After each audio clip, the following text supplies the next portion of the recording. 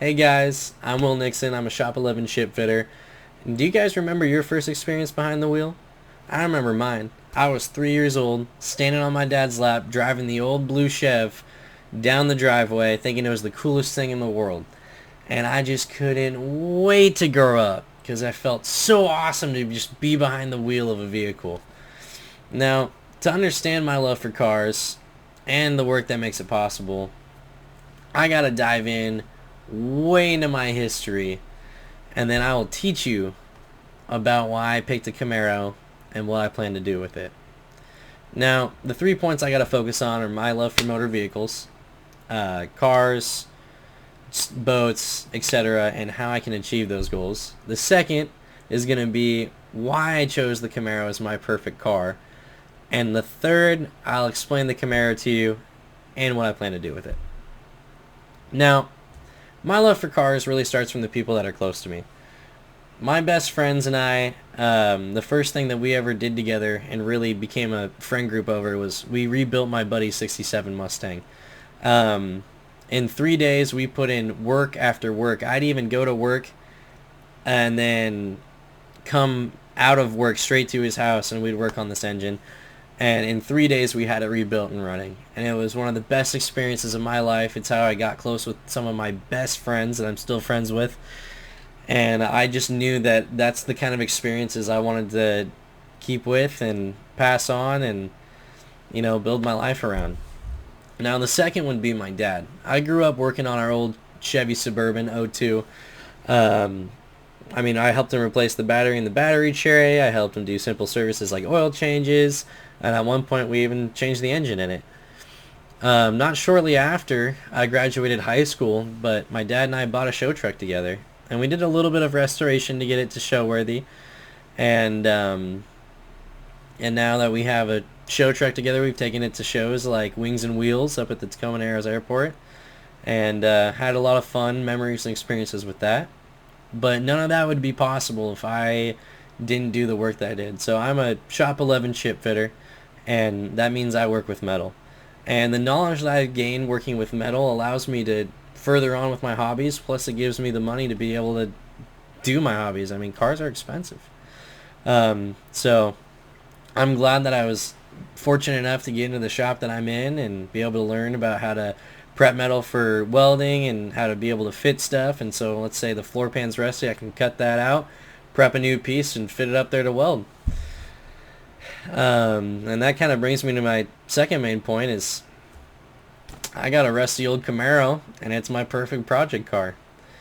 So the Camaro is my perfect project car because it's my dad's dream car, and that's pretty much the reason why I started on it. He almost had one in high school. He had a 68 seat or 67 C10, kind of similar to the one that we have as a show truck. And it was beautiful. It was cherry red. It had a 4-speed with a 350 in it, and it had oak board bed that he did himself and stained. And he had put so much work into this car. And as a senior in high school, he had a buddy who had a 69 RS Camaro, and he was going to trade for it.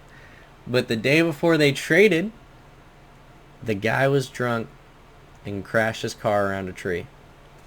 And now, ever since that day, my dad's just been always kind of kicking himself that he didn't trade a little sooner.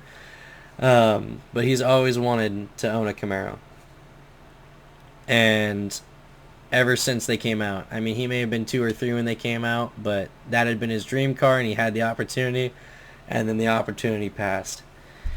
So, me being raised by him, I've loved Chevy my whole life. Now, the first car that I drove was that Chevy Suburban that I talked about, and I drove that all through high school. I maintained the work on it and everything. And so I've known Chevy inside and out, and that's always been kind of the main focus of my car world. But then I always go back to movies, and I love seeing the old muscle cars like in the other guys. You've got Samuel L. Jackson driving a 1970 Chevelle. You've got Dukes of Hazzard. You got them driving a 1972 Charger. Same with the Fast and Furious. You have Dom's Charger, which is a supercharged 1972 Charger. And I love muscle cars, but like I said before, I was raised Chevy, so Camaro is really the only way to go for me. Now, and that brings me to my third point. The car itself. So, like I told you guys, I have a Chevy Camaro, and it's a 1969, much like the one my dad wanted.